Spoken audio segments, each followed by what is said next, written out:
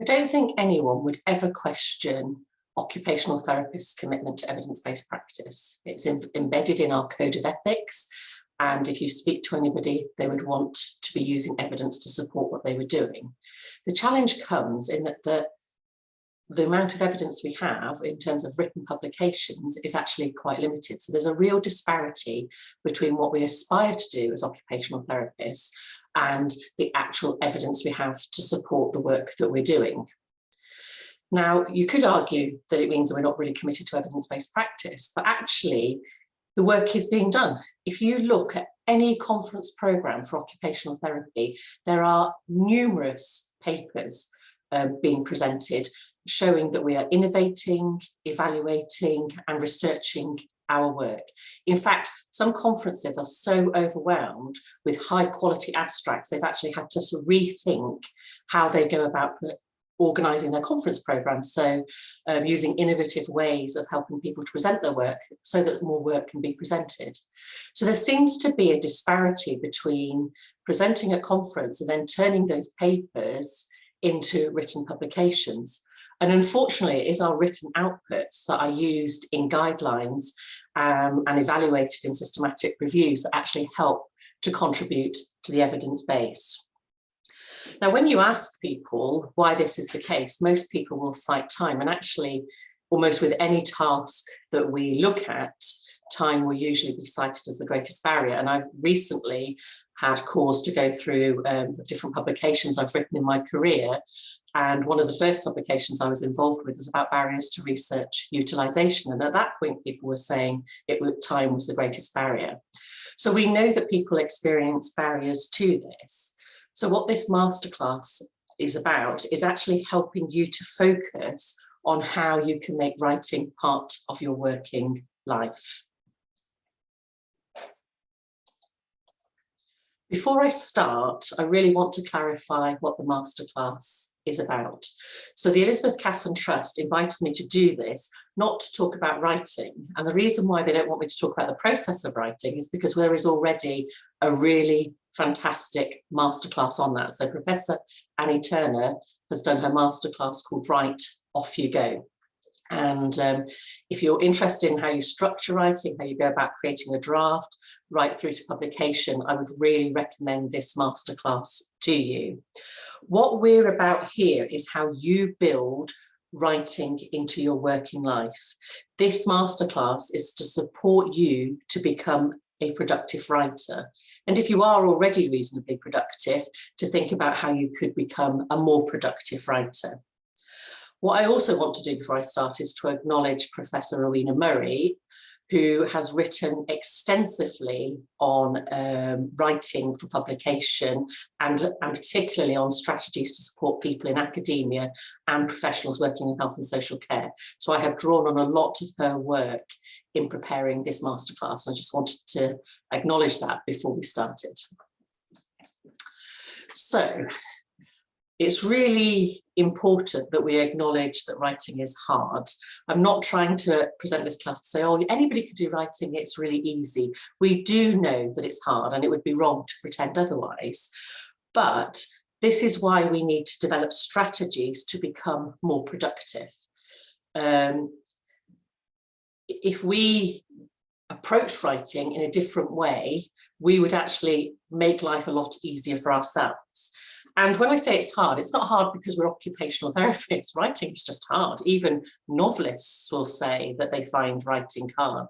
But what we have that other people don't have, and particularly other healthcare professionals don't have, is a complete trump card in our arsenal, because we have the skills to actually enable us to become more productive writers just from the skills that we use in our everyday work as occupational therapists to enable people to live meaningful lives. So skills like activity adaptation, changing behaviours, goal setting, grading activities, modifying the environment, occupational balance, all of these things can really help us to enable us to become more productive writers. So essentially what I'm saying is, because you're an occupational therapist, you already have the transferable skills that you need to become a productive writer. So we've kind of halfway there as occupational therapists, just by the nature of the fact that we are occupational therapists. So what I've tried to do here is to map the skills we have to how you would use them then in writing. So if we think about goal setting, we would never work with a client or a service user or a person without setting goals, because we understand that we need to track and review progress. We need to have concrete goals. So we need to be really clear about what the outcomes are that we're looking for in order to achieve them. And we also know that if we write goals down, we're much more likely to achieve them. And that's what we do to increase our writing productivity. When we start a writing session, we set ourselves a goal, and we're very concrete about the goal. We will say what type of writing we're going to do. So we would use a doing word or a verb. So are we going to be critiquing, drafting, editing? And then we would also put a quantity on it. So how many words we're going to do, how much we get in terms of increasing writing, or if we're editing, reducing writing. And what this will give us over time is a sense of how much writing we can produce in a given period of time. And that is important because it enables us to be more realistic. And we know as occupational therapists that we need to be realistic in our goal setting, that we give people stretch, but that we don't break them and that we don't demoralize them by setting unrealistic goals. And so we would do the same for ourselves in terms of productive writing. Grading activity. So something that we do every day as an occupational therapist, breaking activities down into a small series of tasks to enable us to achieve a bigger thing, is something that we can do as writers as well. So we have a tendency to think that we can only write if we have a long period of time to write. And yet the reality is, if we even take things like service level agreements that we have for how quickly we'll respond to emails, very few of us get whole days or long periods of time when we can write it. And so we kind of need to turn the problem on its head. And actually, instead of going for writing for long periods, is actually having small snacks, writing in small bits to add up to a longer period. And actually, if we write in small bits of time, we're actually more likely to be productive. And apparently 90 minutes is an optimal time for writing in terms of writing productively and well. So just as we would grade an activity for a person we're working with, we can grade or make smaller how we attack writing. Then we can think about environmental adaptation. We know that the environment affects our ability or influences our ability to engage in occupations. And if we adapt the environment, we can often enable people to participate more than an unproductive environment can do. And so that's one of the other things that we can think about, that maybe what we need to do is, instead of trying to write in isolation, which can be quite demoralizing, is to maybe think about changing the environment in which we write in, and perhaps writing with others, which is called social writing. And that doesn't mean writing in partnership with others, although you can do that. It means writing in the same space as others. So you get on with your writing yourself, but you're working alongside other people who are also getting on with the writing that they're doing. And this, by creating this environment, you create accountability because you commit to being somewhere with a group of people at a certain point in time. You know that there's going to be a start and a finish time, but also you get that support that comes with being in a social context. And then the last thing I wanted to particularly focus on is occupational balance. So we know as occupational therapists that you need to have a balance of activities to stay healthy. And one of the issues that you have with writing is that you're sitting a lot of the time, you're not moving. And if you start to write, as some of us think we need to in long periods of time, that becomes unhealthy because you're blocking out other activities. So it's really important that we have a balance and incorporate writing into our working lives, but also that when we are writing, that we're active, that we move, and that we do the things we need to do to stay healthy. Equally, it's really important, or it's not really important, but one of the ways that you can become more productive as a writer is to employ different writing strategies. So don't always expect to just sit down and be able to write. And this might sound counterintuitive, but actually reading is really important to writing. Reading actually improves our writing, it improves our grammar, it improves our vocabulary, it gives us a sense of how different writing can be structured and how it can be done, different styles, I suppose. So writing and reading are quite closely intertwined activities. So often I will say to a student, if they're not sure how to present something, go and read how somebody else did it. And if you found it easy to read, that's probably a good style to emulate. But if you found it difficult to read, it's probably not a good style to emulate. So reading can be really helpful.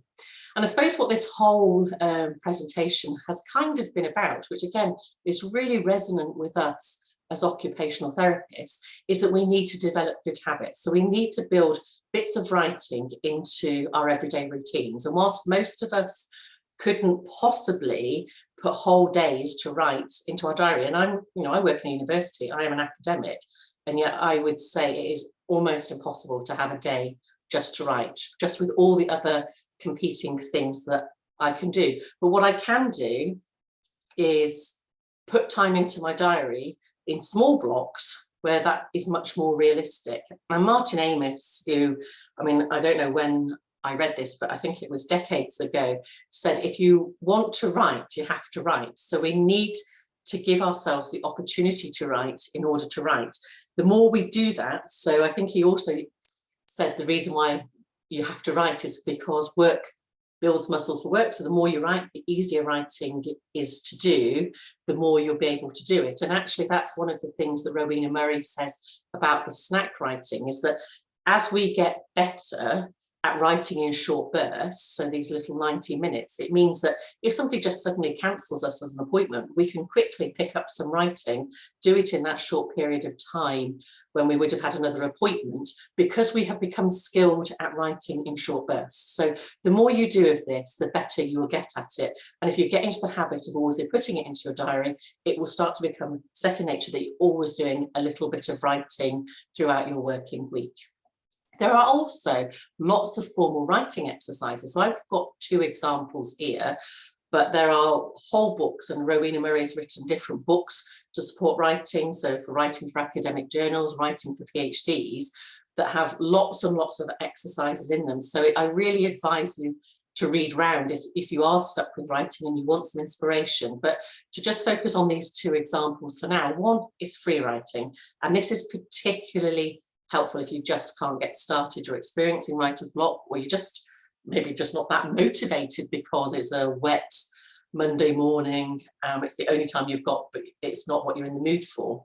What she would say is, when I say what she would say, and I learned this exercise from Rowena Murray, is set yourself a time. It could be 5 minutes, 10 minutes, 15 minutes, and just write for that time about, even just to say what it is that you're writing on. So if you're writing an academic journal article, what the article is about, but don't censor yourself. You need to write in full sentences. So you're writing, it's not writing notes or jotting ideas down, and you write in full sentences, you don't censor yourself, and you just let the writing flow. And that can be a really helpful way of getting started. And I'm involved in the Occupational Therapy Writers Group, and somebody in that group suggested that when they do free writing, they not only write in full sentences, but they also make the font size so small that they're not tempted to read what they've just written. They just write it. And I've actually found that a really helpful way of getting down all my thoughts and ideas for a first draft of a book chapter. So, you know, writing exercises can really help free you when you're stuck. But they can also be a way of grading. So again, another exercise that I've learned about from Rowena Murray is that by planning and structuring our work, if we know that a journal article, for example, is a certain number of words, you don't tackle all 5,000 words in a oneer. You work out that it has an introduction, a method, a results or findings section, and a discussion and a conclusion. So you break those up. You then start to break up each section. You know then how many words each section has to have. And so by planning and structuring the work like that, you maybe just work on one section at a time. So again, it feels more manageable. It doesn't feel as overwhelming as feeling like I've got to write a whole journal article. So planning and structure exercises can be really, really helpful. And these kind of strategies coupled with writing behaviours can make you much more productive as a writer. So I think essentially what I'm saying in this masterclass is what Rowena Murray has said in her work time and time again. It may not simply be about finding more time to write. So when I was saying at the beginning, we experience time as our greatest barrier. If we only focus on time, we're not going to find the solution to enabling us to become more productive writers. In fact, almost like wanting lots of time is probably a really good way of becoming an unhealthy writer. But it's about how we write in the time we have. So writing in short bursts, using snack writing, making use of exercises to really be as productive in any writing time that we make available to ourselves, and developing those good habits. That means the more we write, the more productive we will become in the time that we use to write. To this end, one of the things that I have done is founded the Occupational Therapy Writing Group at Glasgow Caledonian University, because the reality is I started this masterclass talking about the fact that there are lots and lots and lots and lots and lots and lots, I mean, that is not an exaggeration, of occupational therapy conference papers presented at conferences all over the world every year, year in, year out. So the problem isn't about our competence, it's about how we're conceptualizing and using time. And it's about needing to have some space to write productively. So if social space is one of those things that we can use to help us to be more accountable, to have the social support that we need to remove the distractions, to write in silence with others, then we need that space. So we have set up an online, safe and inclusive space for occupational therapists to write inclusively. So it's online, it's on Zoom. Anybody can join. It's safe in the sense of it's just occupational therapists. You know exactly when it's going to start. So the session is always 2 hours. The first 15 minutes are always goal setting, sharing our goals with the group. I suppose almost like that kind of forming bit. We always write for 1.5 hours, and then we have 15 minutes at the end to say how we're getting on. And is it partly in the goal setting and the reflecting on how we've got on with our goals that you get the support? And it was partly in that process of where I learned about doing the free writing with making the font small. And that has been a breakthrough for me in the book that I'm writing on. So these spaces can be really supportive. It runs every Tuesday evening. It runs every Friday morning, so you know that it's happened. And the fact that it happens week in, week out, we don't cancel it. It means that you know that you can put those times in your diary, it's going to happen, and you get into that good space of having a regular habit of writing. So we're on Twitter, so I've put the Twitter handle there, and everybody is welcome who's an occupational therapist. So it's not necessarily about academic writing, that's only one part of the writing for publication we're doing. You might be writing blogs. We've had all kinds of people come to it, students that are writing assignments, students that are writing dissertations or theses. We've had people who've, as I said, blog posts, somebody who's setting up a website. We obviously had people that are writing journal articles, people that are writing book chapters, people that are writing books. So everybody is welcome, and some people have written their first piece of writing in this space. So this is not just for people who are already writing, it is for any occupational therapist who wants to write about any aspect of their practice. If you would like to join, if this masterclass has whetted your appetite, this is the email address, otwg@gcu.ac.uk.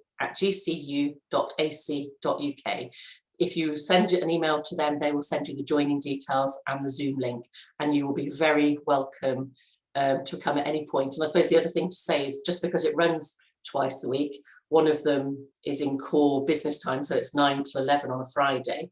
For some people that's just not possible and they only come to the Tuesday evenings. For other people, the Tuesday evenings is not possible and they come on the Fridays. Some people come periodically when the person that they supervise at work is on annual leave, because it's the only time they can come. It is our space as occupational therapists. You don't need to apologise if you can't come. You just need to know it's there and you have that space, and it is somewhere where you will find a supportive environment and people that are really dedicated to becoming productive writers themselves and supporting other people to become productive writers. So again, please consider that